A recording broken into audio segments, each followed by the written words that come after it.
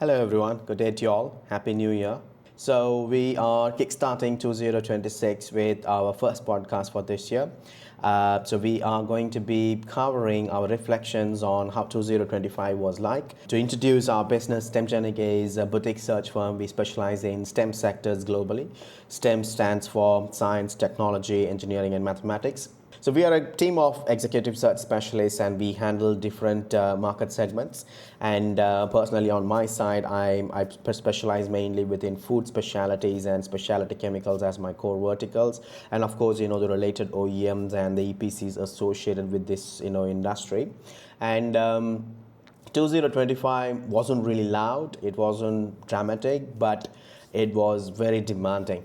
And we just decided it's better for us to have a first podcast on this, where we reflect on what we actually saw, where searchers succeeded and where they quietly broke down, and why 2026 may require a slightly a different mindset for talent search, from either from a candidate perspective or even from a client's perspective.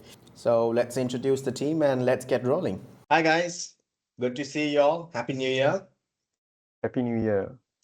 Happy New How are Year, you? guys. How are you feeling, Erwin?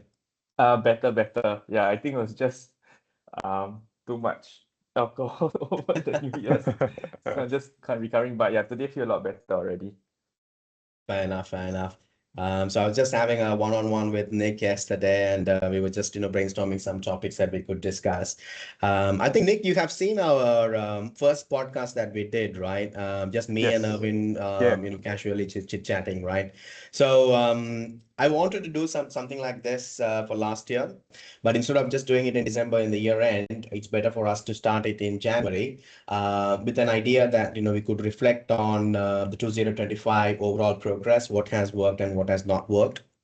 And because at the end of the day, we all handle different markets, and every market may have had a different momentum, and this might be quite helpful for us to also have an idea or a good game plan for 2026, just to see we don't repeat the same mistakes that we have already done, and always ready to try out new things, but the new things need to be sensible for us to try according to what the market really demands, right?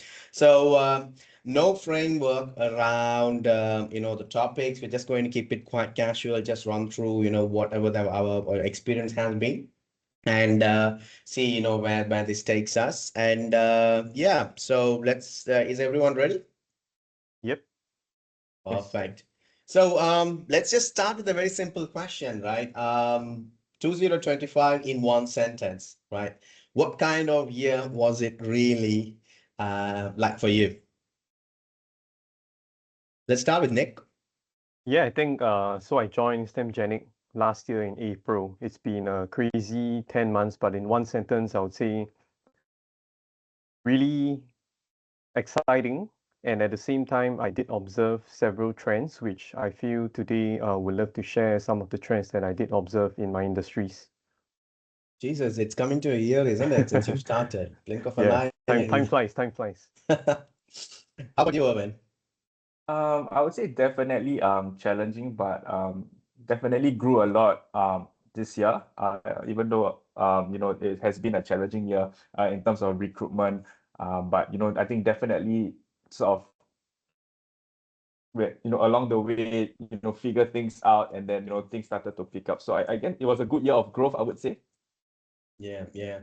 On my side, I would say 2025, we all started, with a lot of optimism, because I was really excited in the Jan-Feb of 2025, because my job pipeline was like super strong, and I was like quite hopeful that it's going to be a great couple of Q2s and Q3s. But interestingly, many of the jobs never like had a closure. I mean, even if a client says to me that, okay, we've just found another candidate through another recruiter or directly by themselves, that is a closure, but I did not even get those.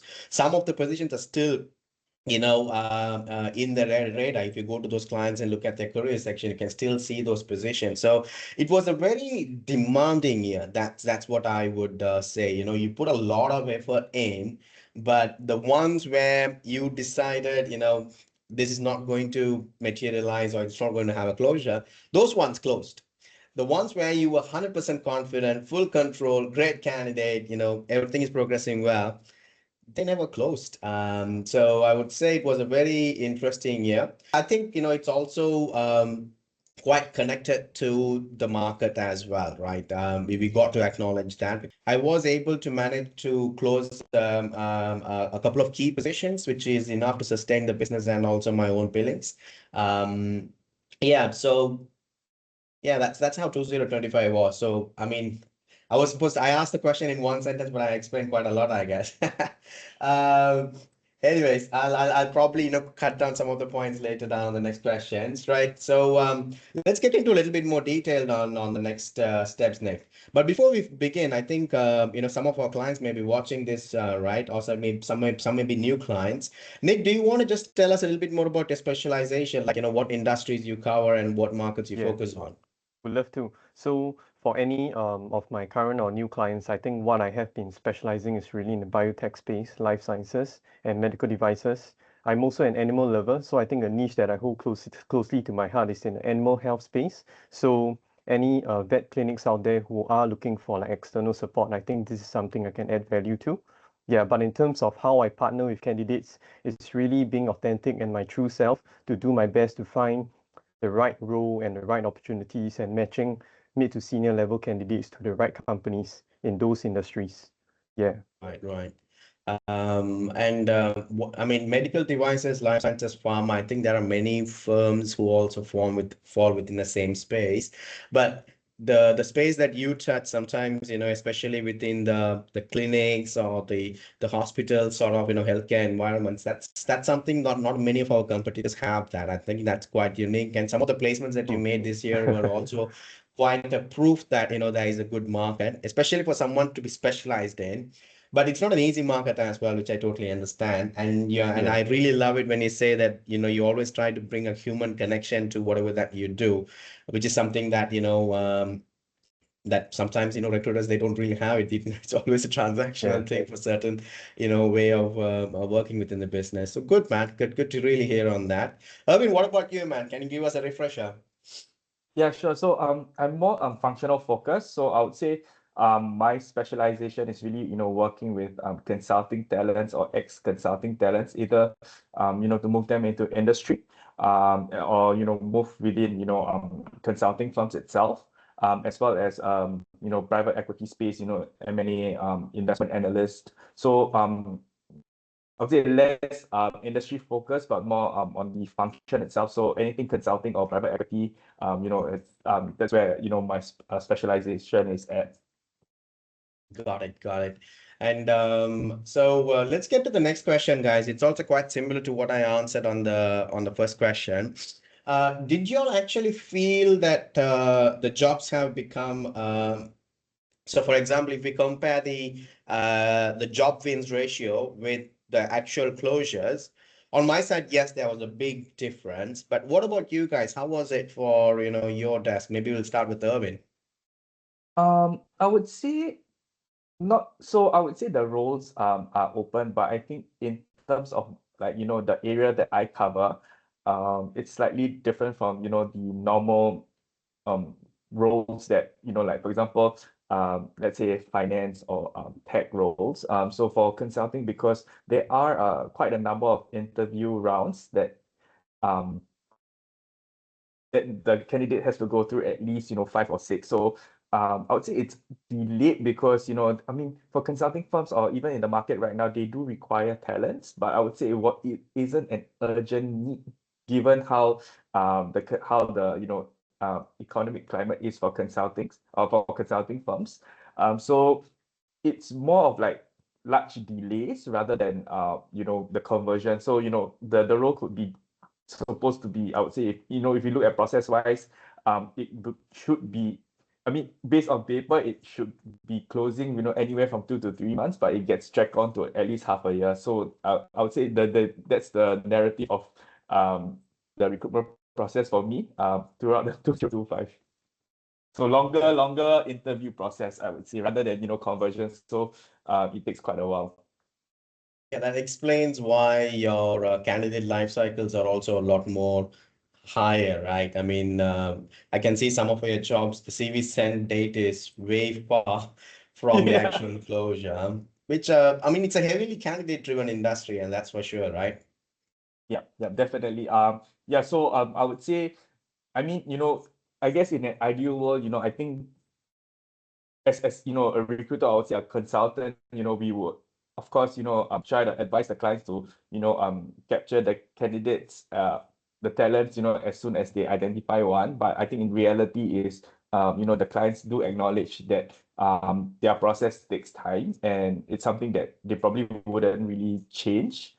So I guess we have to just, for me at least, just have to figure things out and go along with it, because it's more of like also not only just the client side, but the candidates, if they're on projects, they can't find time for the interview, and then it gets dragged 3 weeks later. So it's more of just finding the right balance for on both sides as well, managing the Fair enough. process properly, ensuring there's no sudden other offer that comes up. So just trying to control everything within my means.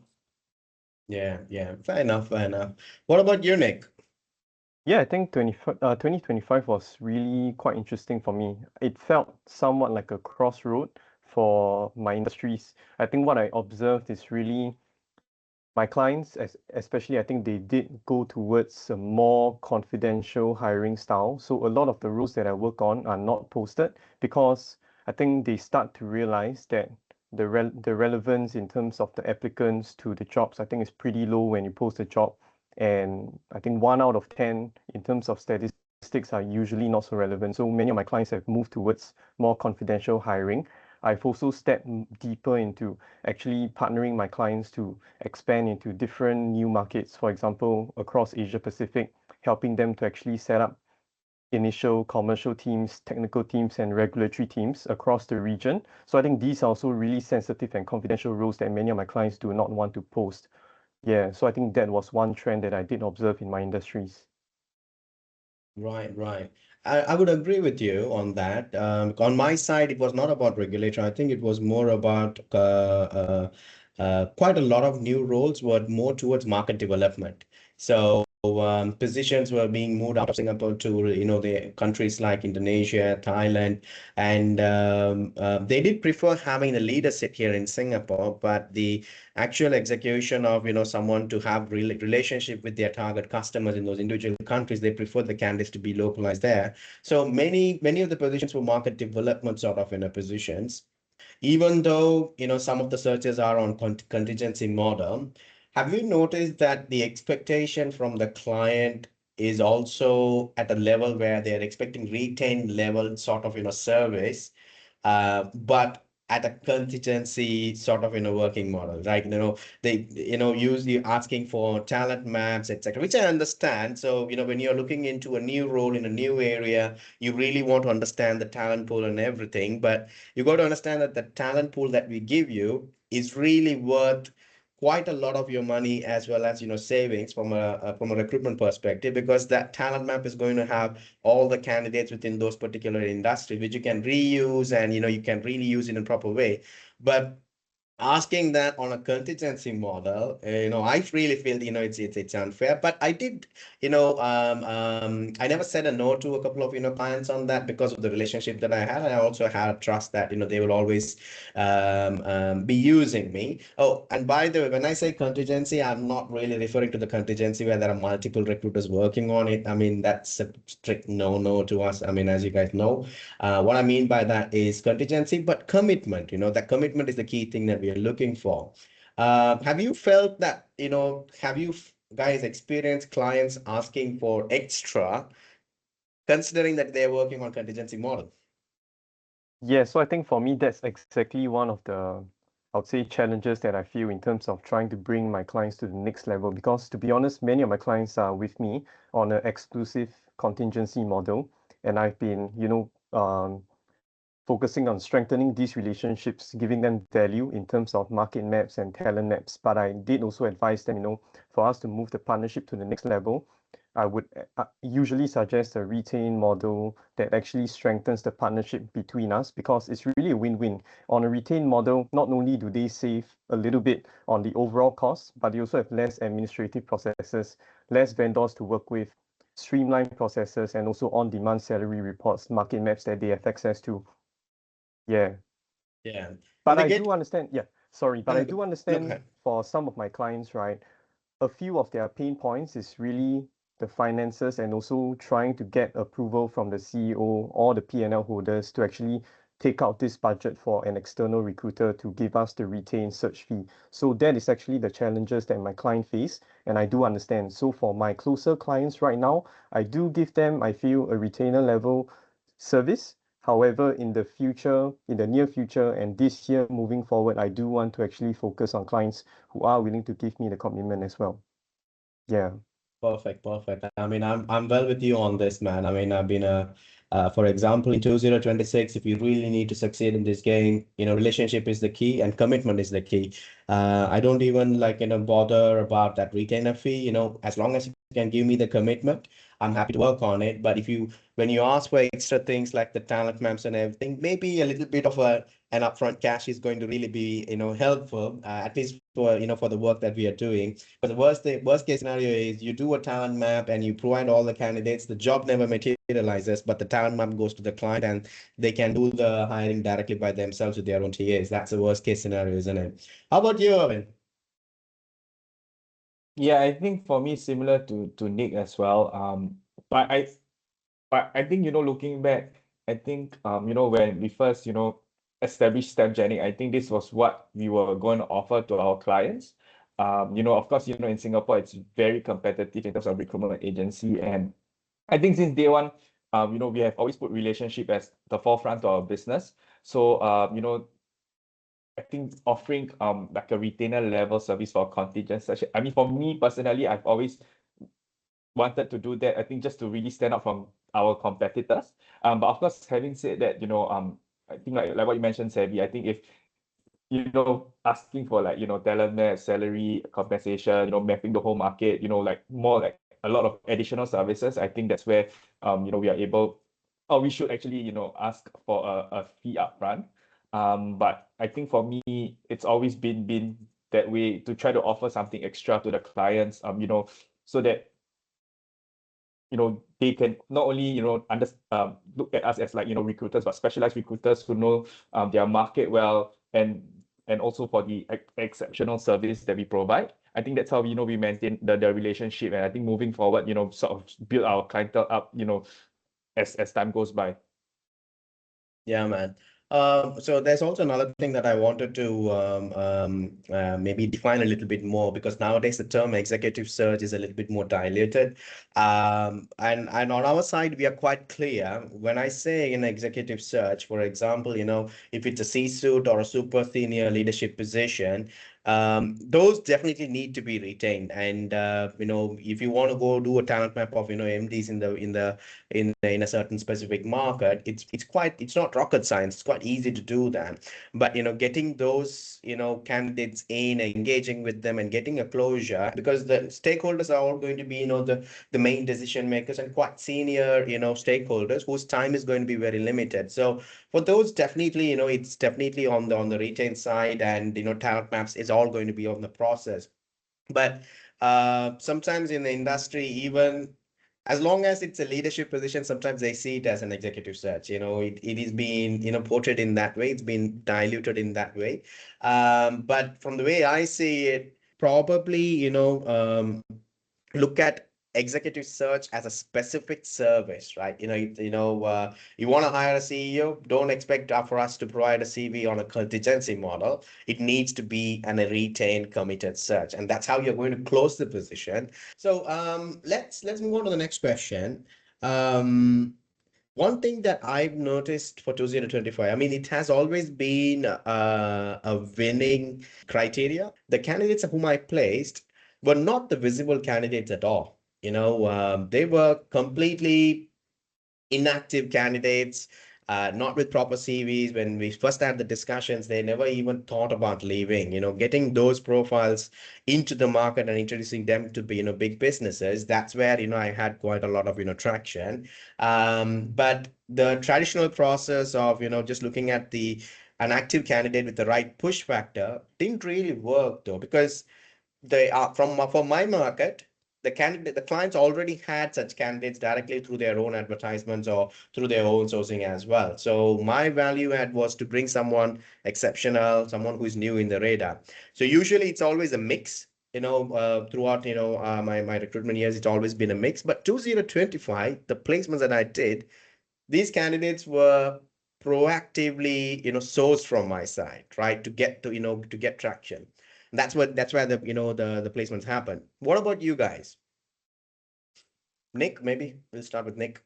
Yeah, I think I do agree with some of the points.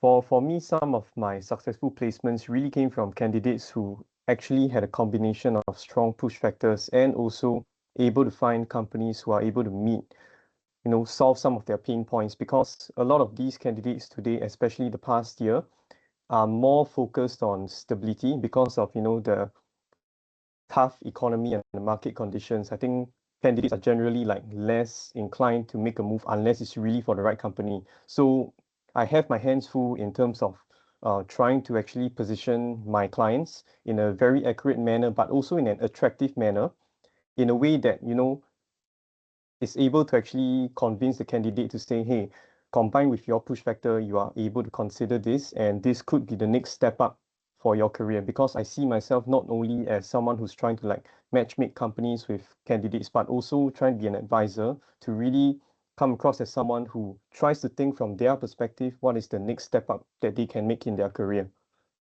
Yeah. Got it. Erwin? Yeah, I think same for me as well. I think most of the candidates that I have placed, it's really more of, wouldn't really say headhunting, but it's more like really, approaching the passive candidates that are looking out. I think in at least in 2025, it's I would say it shifted to an employer driven market. There's just a lot of talent out there in the market. So I think and also I think the urgency to hire is not really as strong as compared to the previous years. So I think the employers or the clients, they actually have a wide selection of, candidates, and they from, previously from the lack of candidates to now abundance of candidates. I think for them, they really want to select the best of the best.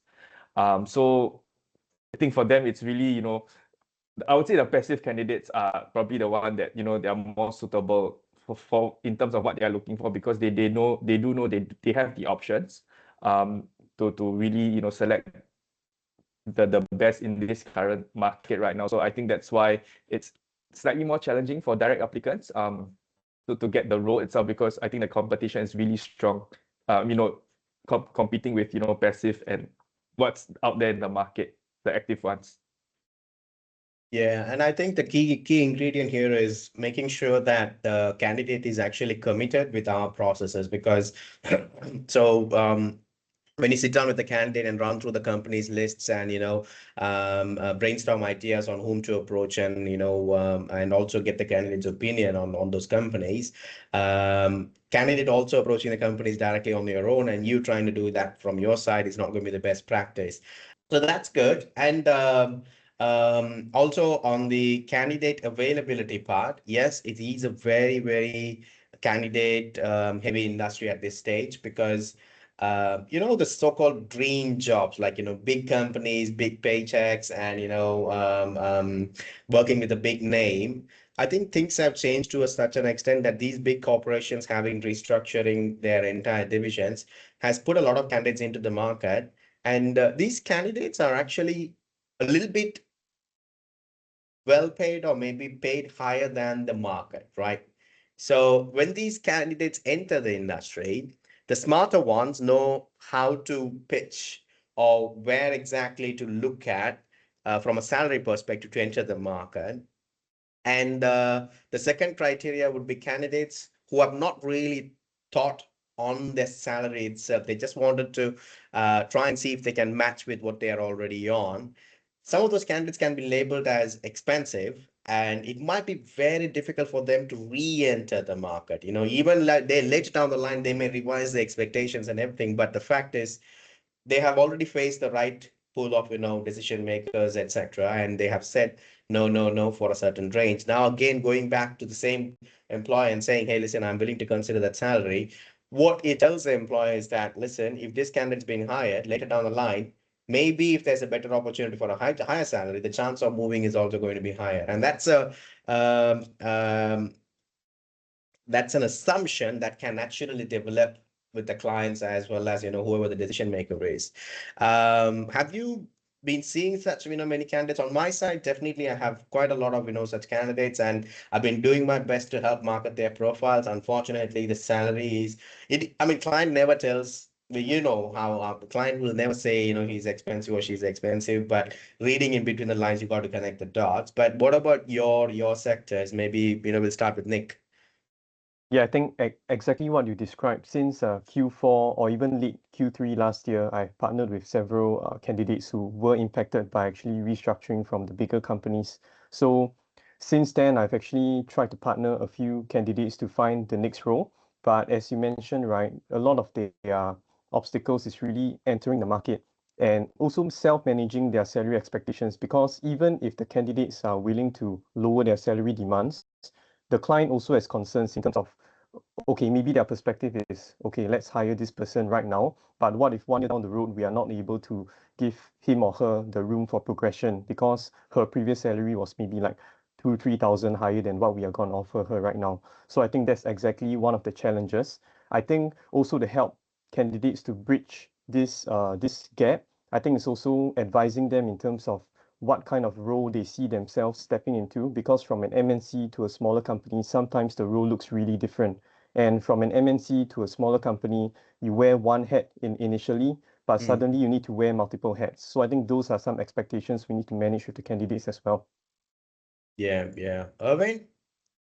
Yeah, I think same for me as well. I think similar. I think there are two types, right? I think one, just wants to get back to the workforce, and the candidate itself, they don't really, I would say put much emphasis on the salary, because I mean, if you're earning X amount and then, if you're getting like few thousand lower, I think it doesn't really make a difference if the amount is already that high.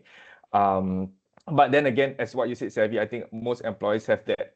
I think at least in Singapore, they have that concern, like, is this candidate using us as just a stepping stone, and when the market turns, they're just going to leave us. So there's always that skepticism behind the clients, in the back of the client's mind. So I think for that part, I think it really depends on how urgent the hiring for the client is. And for the other side of things, the candidates who just won't budge because I mean, there's no right or wrong here, but I mean, of course, they know where their value are, they know how much they can provide value, and they want to stick to at least what they were paid previously. But I think at the same time, they have to understand, like, they come from big companies, and if they want other opportunities, I think they have to sort of reprioritize what they actually want in their next step of career. Whether number one, if it's money, then I get, then they have to stick it out until they find the right job, or if it's the job challenge, moving to a smaller company, being more hands-on, taking that type of work. So it really depends on the candidate themselves, whether what exactly are they looking for, or what their priorities now. So it's something that we have to find out from them before we can work towards their next goal, or help them find their next role as well. But I mean, as you say, Savvy, like there are a lot of candidates that are actually quite expensive compared to what the companies are willing to pay at this given time. Because I think another thing that the candidate have to bear in mind as well, I think given this I would say 2025 market condition, if let's say you're coming in, as in if a company is willing to pay you that amount, I would say the risk of them letting you go in before your probation is also a lot higher, because it's expensive, the cost is high. Right now most companies are very cost conscious. So I mean, if if you take that amount of salary, then you are expected to deliver in quicker time. In previous years, maybe you're given 1 year to perform. Right now probably 6 months to perform. If not, you're out. Yeah.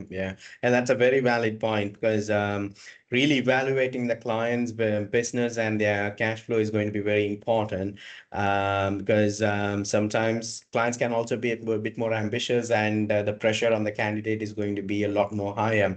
That also, goes to another new trend that I've been seeing. I think probably we use the word mandate inflation.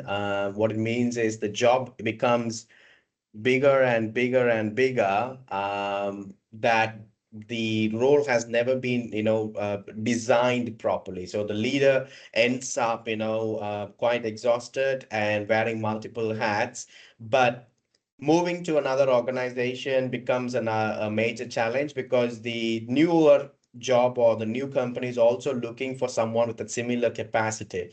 So the question is, if it's, and the risk is a little bit more higher when you move into a new company versus, staying put and still, wearing those hats at the same time, managing those risks is a lot more easier here. This is something that I also see will be a lot more common in 2026 because since we are looking at newer positions, newer markets, initially, you may say, I want this X, Y, Z, but later on, other things may also get added because the candidate is expected to, wear multiple hats. And I think in Singapore, definitely the leaders are going to be more of regional stakeholders wearing multiple hats, having individual country level ownership or multiple direct reports in a single country from Singapore. I think that may become limited, but it's going to be expanded in the region because the resources are all moved across to the neighboring countries, right? So this particular thing is going to be very important when we really evaluate the roles. For example, a role comes in, we really have to understand whether this is actually a doable one, because the role may sound fancy, VP or, whatever the fancy title is. But if you actually go and look at the responsibility, have they tested it to the availability of talents in the local market? This is why most of the roles always become unicorn searches. They expect the candidate to have everything, but in reality, the candidate may have only a few elements. The rest of the elements is maybe quite an interesting challenge for the candidate to take on, but most of the time it is something that can exhaust the candidate and put that candidate under immense pressure. And then of course also might be the reason if that candidate leaves, then that job becomes a very, very difficult one to fill because the story will be like, we hired someone, it didn't really work out. The question is, why did he leave? That kind of thing, right? So that's also something that I think 2026 we have to be quite careful and consult it to our clients as well. Like, how do we spot those inflations that comes with these particular job titles, but really looking into the job details and the senior stakeholders and, asking the right questions, making sure that they understand what we are trying to, like, educate here. And as long as the job is reasonable, the candidate can relate to the job that they're confident they can do, plus maybe one or two newer things that they are going to learn, especially, the usage of AI and all the latest tech tools that are being implemented. That's something that they can be picked up on. But someone who, if you're expecting someone who has already done, AI implementation across all manufacturing industries, at the same time, a leader who is really good in commercial, sales, sometimes these are inflated roles that may, backfire later. So that's one thing. And anything you have noticed similarly in your market, like, roles becoming a lot more heavier without a proper formal design or testing in the market. Irving, maybe? Yeah, so I would say the roles are getting heavier for sure. But it's more of like um sort of people leaving the team and companies not replacing. So candidates are actually taking on more job responsibilities, and I think that's how sometimes they get frustrated and they want to look out because they feel like they're wearing multiple hats. But at the same time, the market isn't that great to look out. At least for last year in 2025. So I think roles are sort of changing in a way that they are just taking a lot more for the same amount of salary, and people are not really happy, but then again there's nothing much that they could do as well because of the company not replacing or freezing the headcount. So I think that's how the inflation goes up because they feel like, okay, I'm really doing like a manager role, but I'm still an assistant manager just because the manager left and was never replaced. Yeah, yeah. Yeah. Internal promotions are always a bit risky on this, right? Especially when someone senior leaves, a junior person taking that desk, sometimes their role is not as what it's supposed to be, right? Yeah. Nick, how about you, man? How's things on your market from this perspective? Yeah, I think there were a few roles the past few months that I actually was tasked by some of my clients, right? And what happened was that when I received the roles, we did a very thorough job brief, and I did immediately notice that perhaps some of the roles, the titles were inflated because even though some of the roles were like director or assistant director roles, I noticed that a lot of the responsibilities were very executional. And I think this is more suitable for a lower title. So usually I do give my feedback during the job brief, but I will also do a market search for them to actually let them know that, okay, at this level of position you are looking for, these are the candidates that you should consider. And for the title that you're proposing, I don't think it's going to work. So we did have a few rounds of actually readjusting of the JD before coming up with a new one and a more accurate representation of what the role entails. Got it, got it. Interesting. And so we'll really have to wait out and see. And one thing that I have added to my qualification list whenever I speak to clients on jobs is this particular framework to identify if that mandate is realistic. So let's wait and see on that. So moving forward, 2026. Do you already have a certain understanding of what to expect in this year, or is it still too early? Erwin? Yeah, my personal take is the market is not going to turn, or it's going to be pretty much quite similar to 2025.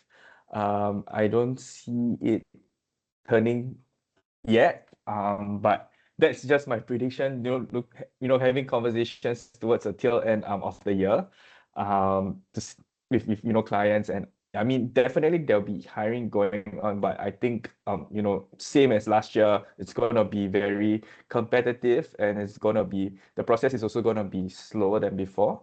Because there isn't like a real urgent need to hire. It's just more of like, if there's replacement, okay, we'll just kickstart the search and then, let's get the right candidate. But it's not like, I must get this person in within like, 1 month, for example.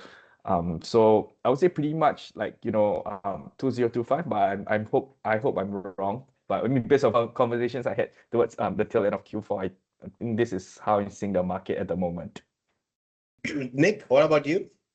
Yeah, actually, for this year, I am quietly optimistic because I do sense that my industries, especially for biotech, precision oncology, longevity medicine, I think these are industries that are pretty vibrant at the moment.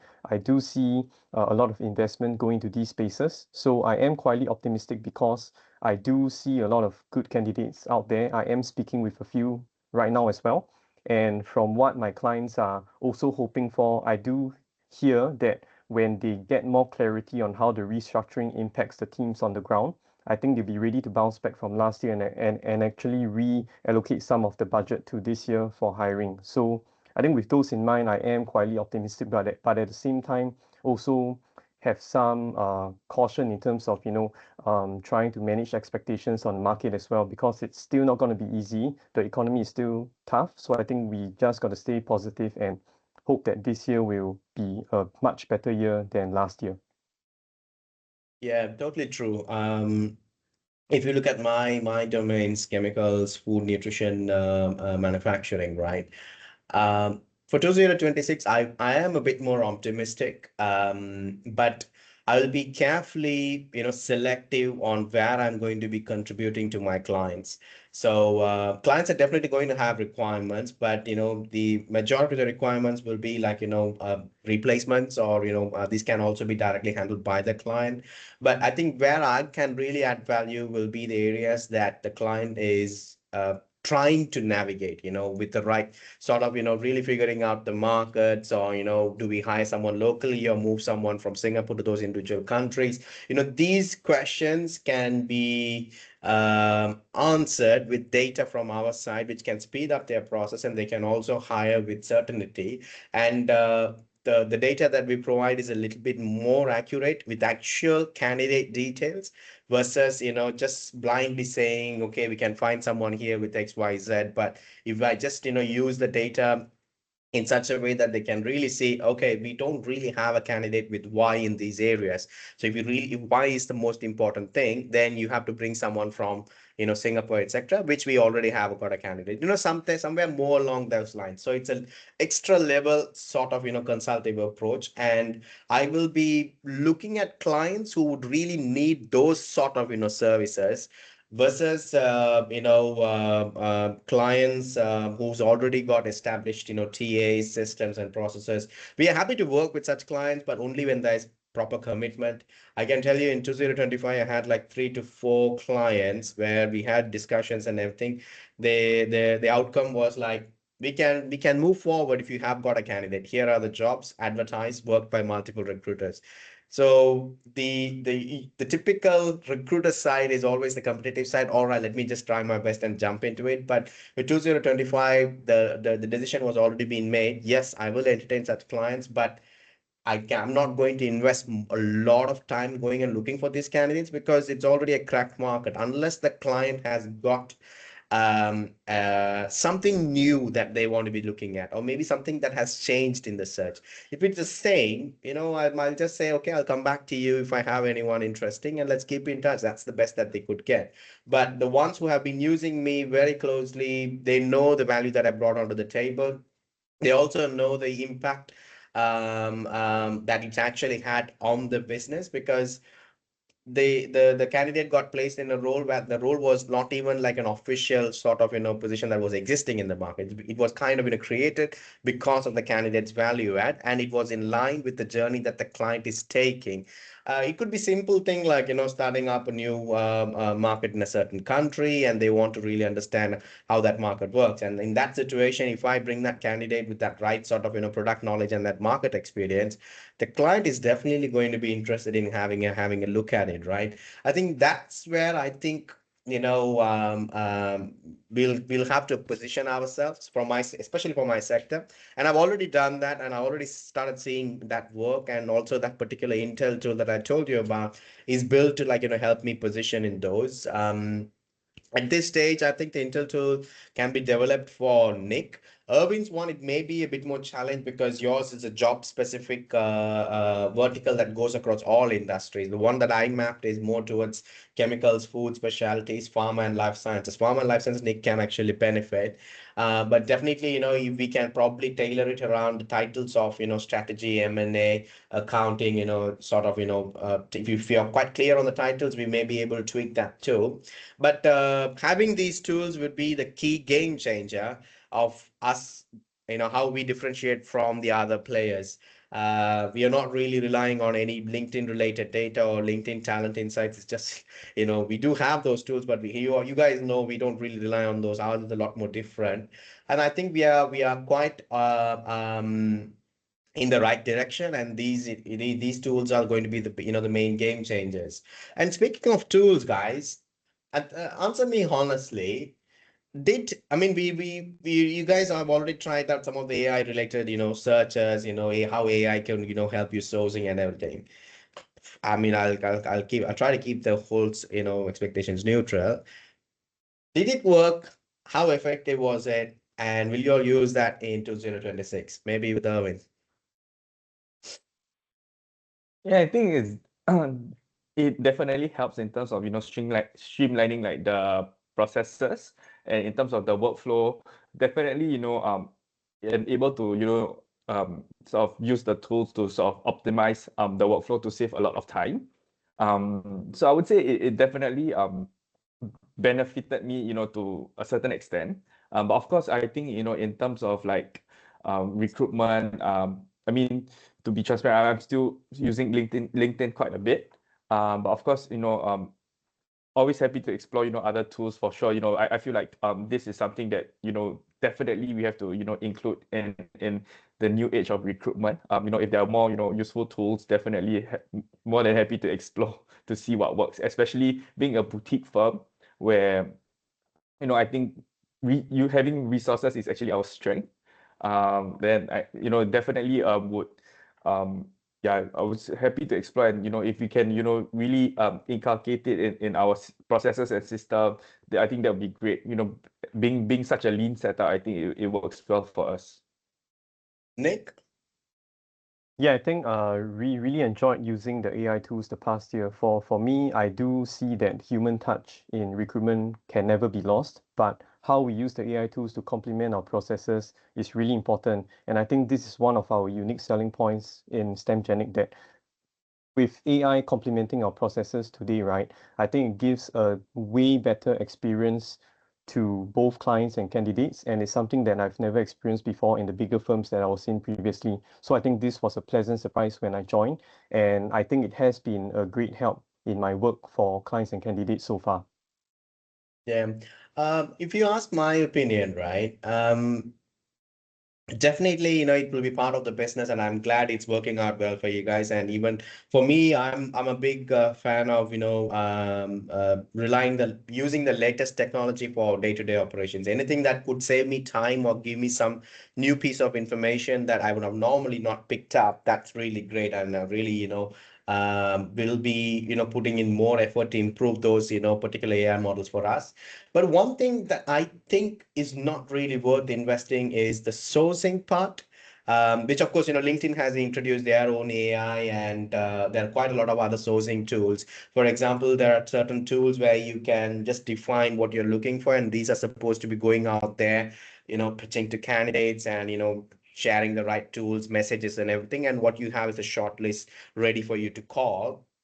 And that one I'm a bit skeptical, because as a recruiter, this is something, even a client can do directly from their side. And if the results are going to be the same, what is the point, right? If that AI can really read a lot more deeper, much more,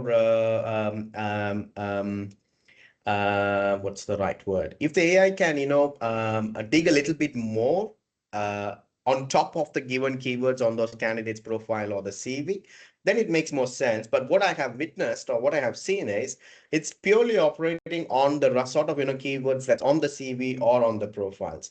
And as I said, some of the placements that we did, these candidates didn't even have an active LinkedIn profile, or their titles were wrong on on LinkedIn, or they might have even shifted companies or whatsoever. Those candidates are always going to be missed with any particular automation tools or AI tools, right? I think, does it really add value to a client? Maybe yes. If the client does not have access to those tools and you're doing it on their behalf, it makes more sense.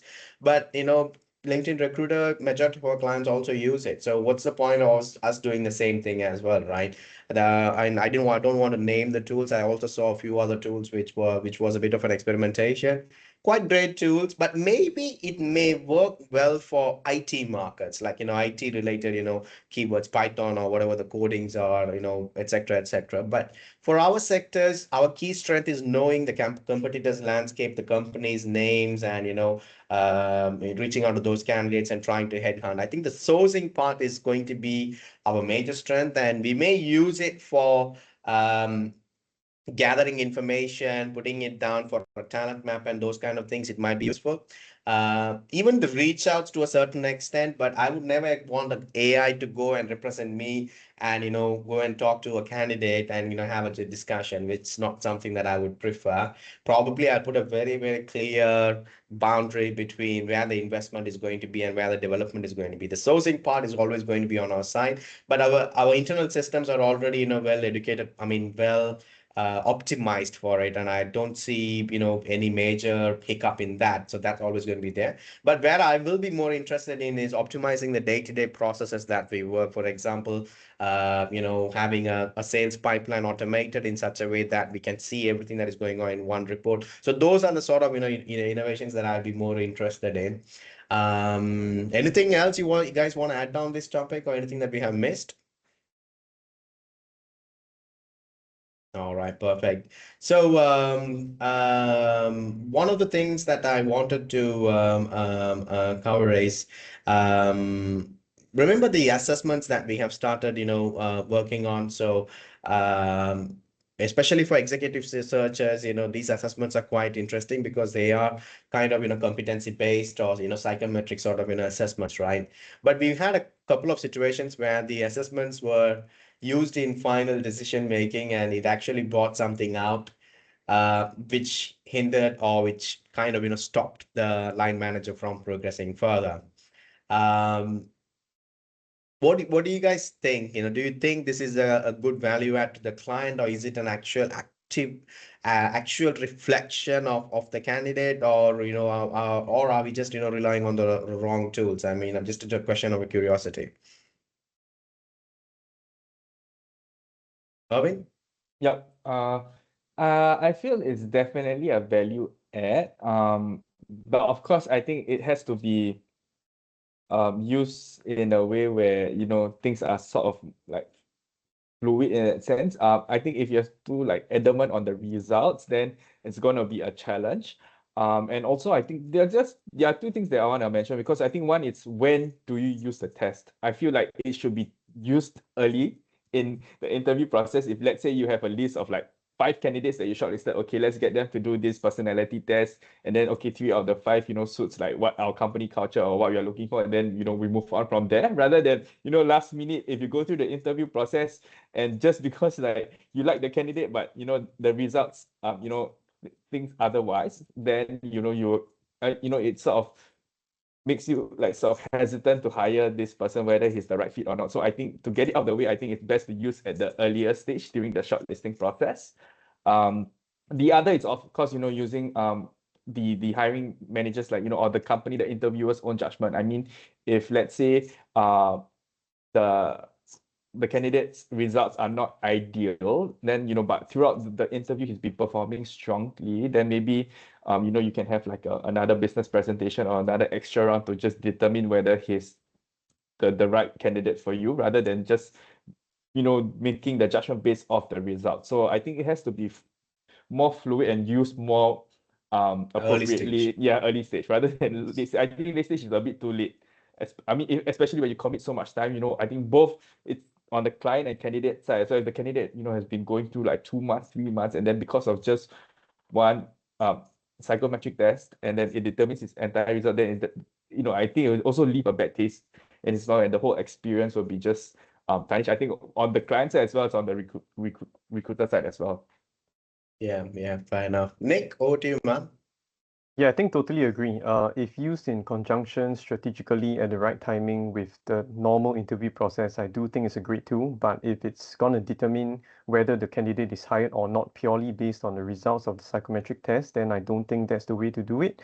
But I think this is one of the value adds we can give our clients if they do want to have that additional layer to differentiate candidates from one another at an early stage concurrently with the in-person interviews, then this is something we can provide for our clients.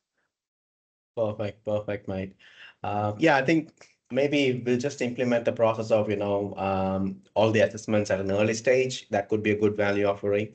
Because we usually save it, and I mean, I've never had any particular major situations where this was a primary decision factor, but 2025, I had one particular client where everything was looking great, but last minute we had a assessment that kind of, backfired really badly. And which is where I was kind of thinking whether to reassess on that. But yes, it is a good point to have it earlier. So any other major topics that we should be discussing, or anything that you guys think is worth having as a topic now for this podcast? So Nick? Yeah, I think on my end it's just one topic that I feel is a constant challenge that I face, which is actually why clients use multiple recruiters compared to using one dedicated one. I feel that it's quite a natural response and intuitive response for clients to potentially think, okay, my role is stuck. I should cast the net wider and recruit and engage more agencies. This seems to be the intuitive choice. But actually, this results in a few issues and challenges. Firstly, from the client's point of view, additional layers, additional vendors you need to speak to day in, day out. Every vendor gives you a different format for the CV. Everyone represents the company differently. And which recruiter is truly trying to understand your business inside out, it's quite tough to decide because all recruiters say they are specialists these days. But who truly understands your business, your technology, and your product? And I think another issue I face in 2025 and also even before that is that there is a candidate fatigue because when candidates are approached by multiple recruiters for the same role, they straight away feel that, okay, this company is desperate. Why are they not having a proper process? Why are they engaging multiple recruiters? I've already been spoken to about this before, but I'm being approached again. And from a candidate's point of view, I think it can be a bad kind of a reflection of the company and client's branding. So I think the point I'm trying to make is really, as 2026 is upon us, I think it's really time for a more kind of a close partnerships between recruiters and clients, because if clients start to focus on close partnerships, I think this benefits every recruiter as well, because every recruiter can have more exclusive partnerships and actually closer partnerships to focus on, and not kind of like put all their eggs into contingent searches. One works out. Yeah, that's totally agreeable, and which is also goes, quite in line with one of the points that we discussed earlier. You want to really understand how Stemgenic can add value to your search. Commitment is the number one key, and what you really get out of that particular service is something that can really help the client on a lot of interesting and important decisions. But if I hear, or if you guys hear, now there's another recruiter in the picture. Yeah, one agency is a competition we can deal with, and also depends upon the reputation of the company. But if it's like 5 or 6 agencies all cracking on the same role, that's just, just noise, and you getting into that noise is not going to really help, right? And that's a clear no. I mean, I think 2024, and I think when me and Erwin were we have first discussing I think one of the topic was this, and we kind of, said no to just transactional stuffs that is kind of, noisy. And 2025 was kind of, testing it. And I think I think by Jan or February, I already started saying no to, such roles. And 2026 is a clear, strict no. We don't want to be wasting your time, as well as, our time as well. So that's good. And Nick, it's coming to a year since you have started with us, man. And how are you finding the business? And what are things that you really like about the business? Yeah, I've really enjoyed this opportunity. I'm someone who's quite entrepreneurial. I've always wanted to actually run my desk, really do recruitment with my own values, at the same time being there for my clients and my candidates, and be able to actually put the time in to build relationships in my space, whether it's client, whether it's candidate, it's all the same. It's all about building trust and relationships. And I think this platform in Stemgenic really allows me to do so, because right now I'm not chasing sales targets, I'm not chasing KPIs. I'm doing things because I really feel it's close to my heart. And recruitment is something I truly enjoy. So I think with this platform, I'm able to actually set my own targets, really run the healthcare desk, with my values, and add value to whoever I'm working with. So I think it's been a pleasure so far, and really excited for what this year brings. Glad to have you on board, and Nick. And it's really, pleasure for us to, work with you. Erwin, you want to add anything, mate? Yeah, I think for me, yeah, I think 2026, I think we just have to work harder and be resilient. I think that's the most important. And as Nick said, I think think focus on building relationships. Even though it's a sales job, but ultimately recruitment is like a marathon. I personally feel it gets easier every year, by developing solid relationships, both candidates and client side as well. You will never know if you get referrals or anything. So I think it's just really building the trust with both sides of things. And I think to Nick's point as well, in terms of